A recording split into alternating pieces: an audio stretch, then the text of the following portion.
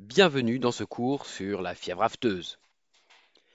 La fièvre afteuse est une maladie virale extrêmement contagieuse affectant uniquement les artiodactyles, c'est-à-dire les animaux possédant un nombre pair de doigts, tels que les bovins, les porcs, les chèvres ou les moutons. Le principal impact de cette maladie est un impact économique lié à l'arrêt des importations par les pays indemnes des animaux sensibles et des produits alimentaires qui leur sont dérivés. L'impact sur la santé animale, quant à lui, est beaucoup plus limité du fait d'un faible taux de morbidité et d'un faible taux de létalité. La fièvre afteuse est due à un virus de la famille des Picornaviridae. Ce virus a plusieurs caractéristiques importantes à connaître pour comprendre sa diffusion et les moyens de lutte. D'abord, il est de petite taille, ce qui lui permet de diffuser facilement par voie aérienne. Ensuite, c'est un virus à ARN, ce qui fait qu'il mute beaucoup, donnant naissance à de nombreux sérotypes viraux. Enfin, c'est un virus non enveloppé, ce qui fait qu'il est très résistant dans l'environnement. La fièvre afteuse est une maladie cosmopolite présente dans de très nombreux pays du monde. Elle représente par conséquent une menace permanente pour les pays indemnes qui doivent donc maintenir une vigilance constante sur leur territoire. À ce jour, et ce depuis 2007, l'Union européenne est officiellement reconnue comme indemne de fièvre afteuse. La France, elle, est indemne depuis 2001. Les principales sources du virus sont représentées par les animaux infectés et l'environnement. Les animaux infectés peuvent être excréteurs avant les signes cliniques, pendant les signes cliniques et même après la disparition des signes cliniques. Il est généralement considéré que toutes les sécrétions sont virulentes, notamment les aérosols expirés, mais aussi le lait, l'urine, le sperme et les excréments. Du fait de sa grande résistance dans l'environnement, d'autres sources de virus peuvent être représentées par des matériaux inanimés ayant été contaminés par du virus vivant. Les événements de transmission se font donc principalement par contact direct entre animaux, mais aussi par contact avec des supports contaminés représentés par des espèces non sensibles, des véhicules ou des personnes. Souvenez-vous que le virus est de petite taille, ce qui fait qu'il peut diffuser par voie aérienne sur plusieurs centaines de mètres, voire plusieurs kilomètres. La fièvre afteuse est caractérisée par une évolution très rapide. La période de latence peut durer de 2 à 5 jours, quand la période d'incubation peut durer en moyenne de 2 à 7 jours. L'excrétion peut donc survenir avant l'apparition des signes cliniques. L'immunité, qui se met en place de 10 à 15 jours après l'infection, peut durer plusieurs années, mais protège uniquement contre le sérotype viral considéré, et pas contre les autres. Il n'y a donc pas de protection croisée entre sérotypes. Les signes d'appel de suspicion de la fièvre afteuse suivent la règle des 3 B. Les animaux boitent, bavent et ne bouffent plus.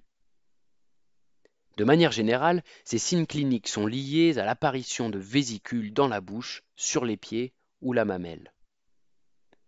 Ces vésicules finissent par s'ulcérer au bout de 2-3 jours et de la fibrine se dépose sur ces lésions entre 1 à 3 jours après l'ulcération. Enfin, un début de cicatrisation apparaît 2 à 3 jours après le début de dépôt de fibrine. De manière générale, les lésions cutanées de fièvre afteuse évoluent jusqu'à guérison totale en 10 à 15 jours.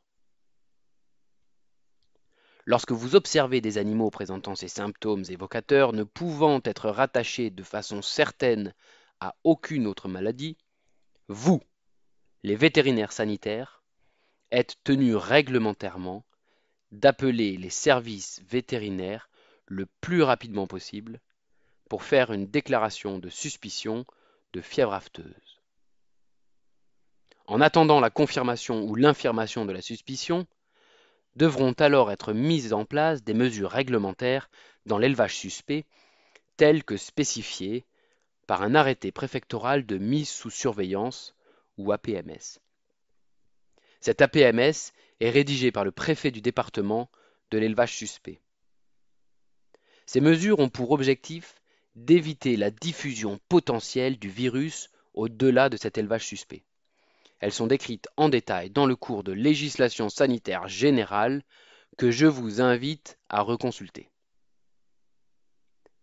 La confirmation ou l'infirmation de la suspicion passera par un diagnostic de laboratoire sur des échantillons biologiques que vous serez sans doute amené à prélever sur demande des services vétérinaires. En présence d'animaux présentant des vésicules non rompus ou fraîchement rompus, privilégiez le prélèvement de liquide vésiculaire ou d'épithélium vésical, substrat extrêmement riche en virus. Sur les animaux présentant des lésions cicatrisées, vous pouvez faire des prélèvements sanguins sur tube sec ou sur tube EDTA. Les outils diagnostiques mis en place au laboratoire peuvent détecter soit le virus lui-même, par isolement viral sur culture cellulaire ou par ELISA antigène, soit les anticorps dirigés contre les protéines non structurelles du virus par ELISA anticorps.